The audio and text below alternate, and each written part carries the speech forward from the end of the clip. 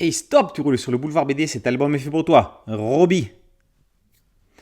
Par une nuit pluvieuse, un individu s'extrait d'un caveau au beau milieu d'un cimetière. L'être ne comprend pas vraiment ce qui lui arrive. Le curé de l'église voisine lui apprend qu'apparemment il revient d'entre les morts, comme c'était arrivé à Jésus qui a dû attendre 40 jours pour partir au paradis. Si c'est pareil, ça va être long.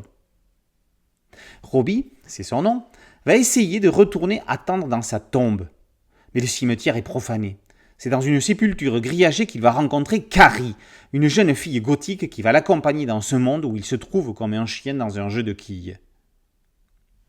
Se réveiller d'entre les morts et se découvrir zombie, ce n'est pas forcément facile à vivre, surtout quand on a une tête de déterré, au sens propre du terme. Un peu de maquillage, grâce à Carrie, et l'errance va être plus simple à gérer.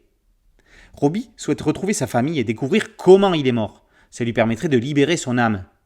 Le professeur Amadagio est le plus à même de l'aider. Mais ce n'est pas gratuit.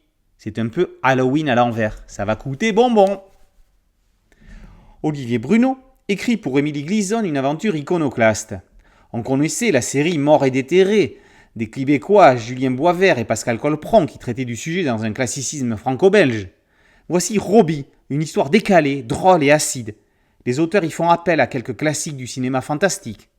À la terminaison près, Carrie a le prénom d'une petite fille jadis invitée à un bal du diable. L'assistant du professeur Amadagio a tout de Scrooge, non pas l'oncle Picsou, mais le clown de ça de Stephen King. À la soirée costumée où se rendent Carrie et Robbie déguisés en Néo de Matrix, on croise Mr. Jack de l'étrange Noël, Ghostface, le tueur de Scream, Jason Voorhees de Vendredi 13, Billy Puppet de Saw, ainsi que la créature chauve aux yeux dans les pommes des mains du labyrinthe de Pan.